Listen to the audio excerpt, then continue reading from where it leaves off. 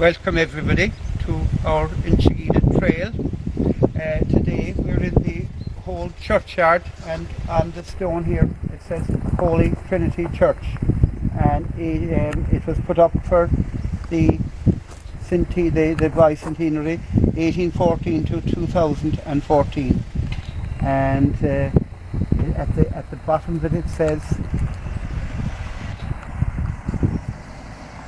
Churchyard Day, God's peace be with us, and God's peace be with us now as we travel the story of this graveyard too. Right, we're going to follow on, and we're going to take you to Morabui O'Leary's grave. Movement was a secret movement that was happening in Ireland from the late 1700s onwards, and the law and order at the time was being imposed by the landlords, the new owners of Inchigeelagh, and they were known as the Inchigeelagh Volunteers. Jasper Masters, Boyle, Beecher, Ash were all members of the Inchigeelagh Volunteers. And later on our little trip we will show you some of these tombs that stand here in this churchyard as well. Right behind Morabui's grave is a Crown Forces man called Smith, and he was killed the morning of Cock-Eminy, and his body was taken away and hidden for some time. But as usual in Irish history, the spy and the informer gave the authorities the location of the body, and he was brought here, and I would think he was buried in an O'Leary plot as more or less as a reprisal, and he was buried here. The headstone was put up by his militiamen, and the O'Learys have reclaimed the plot, and you can see there are O'Leary burials in the same plot, and recycling the headstone. So a lot of headstones around us here are O'Learys. We've been talking about the O'Leary history right through this series, and on the top of her headstone it says Morabui. So she was of the Bui sept of the O'Learys, fair-haired. And in this area here there are other headstones with sept names in them. There's a headstone across from us here, and it says O'Leary Riach. That's the tall one. O'Leary Riach. And the reason for the septs was that the O'Learys had settled in this 20 square mile area, and the idea of having septs were very handy because the people knew when marriage came up what sect they were allowed marry into and what ones were related to who. Near us here as well is there's a headstone to the Murphys of Gortlucra, and right next to it is William Murphy, the castle in Inchigeelagh, and locally he was known as Bill Rahy. They got the name Rahy because Dan Murphy maybe was a very famous athlete, and he won a famous running race, so the family have been known as the Murphy Rahys ever since.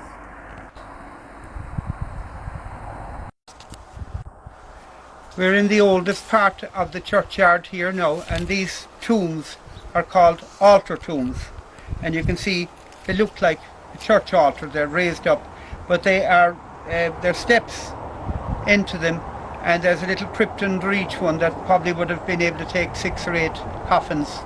And this one happens to be an O'Leary, and some of the O'Learys, these are probably the last ones that held on to a bit of land. They were agents in Cool Mountain and in Glasheen. For in Cool Mountain they were agents for the Riversdale estate, and in Glasheen the O'Learys of Glasheen, the landlords there were Hedges of Macroom.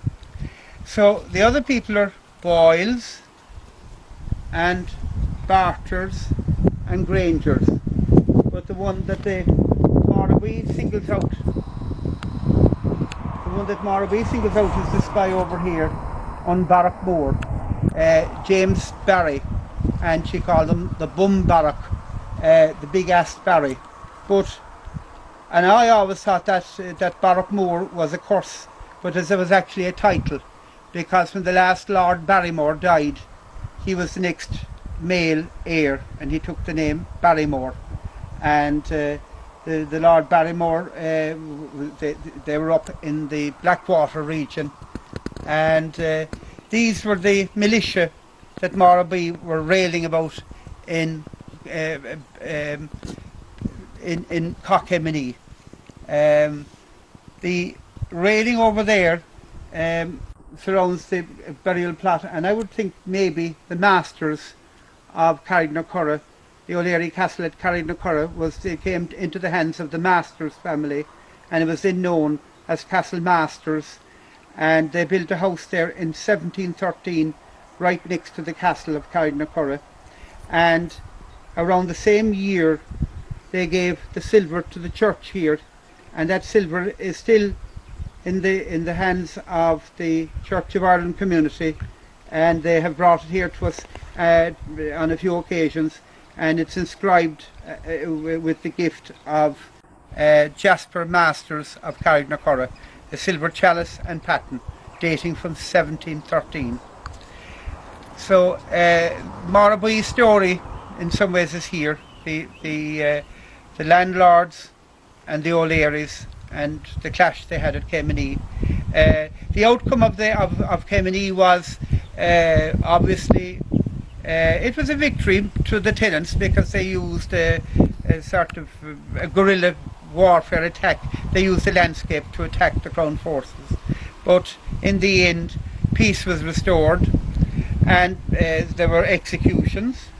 They were held in Tirelton to do with the White Boy movement, and Morrowby's own family stood accused of the murder of Smith. But there was a connection with Daniel O'Connell, who was quite a famous lawyer at that time, and they paid him a big sum of £5, and O'Connell was bankrupt at that time. But he fought and he freed Morrowby's son, young Burke, of the charge of murder. So he and some of his family went to Chicago. They prospered there. They established the Burke brick factory. They gave the altar to Inchigeelagh Church. They put the headstone on Morrowby's grave, and they put a stained glass window to St. Finbar in St. Patrick's Old Church in Chicago. Now near us here is another grave, and it's of Reverend Sadlier. And Reverend Sadlier was a minister here in the famine time, and behind us in the field below the church there was the minister's house, and that was demolished in about the 1850s, and the new church rectory was built across the street. Reverend Sadlier has a very special place in our parish history. He and the local parish priest, Father Holland, were very good friends, and they worked closely together, especially during the famine times. He did most of the correspondence to the Crown at the time, and to the government, seeking relief for the people of Inchigeelagh. There were famine pots. You can see one in Ballingeary today, and there was another famine pot maybe at the O'Leary property at Cool Mountain, and the people of the parish were very well served by Reverend Sadlier and by Father Holland. So he has done great work in our history, especially at the time of the famine. There was a sad story told about this churchyard. Around that time, a young teenage girl died west of Ballingeary, and her father had absolutely no means of burying her. So he got a kishog, a basket that he put on his back that would have been used for carrying turf, and he took his dead daughter's body, put it in the basket, put it on his back, and made a 10-mile journey to have her buried here in this churchyard. So it's one of the most poignant stories of the chapter of the famine times here. I greet you proud, Inchigeelagh sons and daughters fair and true, assembled at this South End Club, old friendships to renew. This annual opportunity I'll owe to let it pass, ere I recite a tale tonight of my Inchigeelagh lass. So we're at the burial site of Maureen O'Reilly, the Inchigeelagh lass. And the story is set in Fenian times, after the Great Famine. You had the great immigration to America, and a lot of the support for the Fenian movement came from America. The Irish that went to America sent home and financed a lot of the Fenian movement. This love song is the story of Maureen O'Reilly and Roger Cooney. The story was told to me by a great local storyteller, Timmy Cotter of Gurtnahooklee. He had a great love of local history, and he taught me the words of the song, and I remember him every time I sing it. But he told me that the man who made the song was Roger Cooney, I believe from Kildamartyra, and he made the song in Broadway, Boston, Mass. There was a romance with the two of them, and on the morning that they tried to arrest him in the church in Inchigeelagh, she took her hooded cloak off, put it on him, and he was able to escape and got to Cove. He took a ship to America, and when he inquired about his girlfriend, she had died of TB, and he was moved to make the song, the Inchigeelagh Lass, in Broadway, Boston, Mass.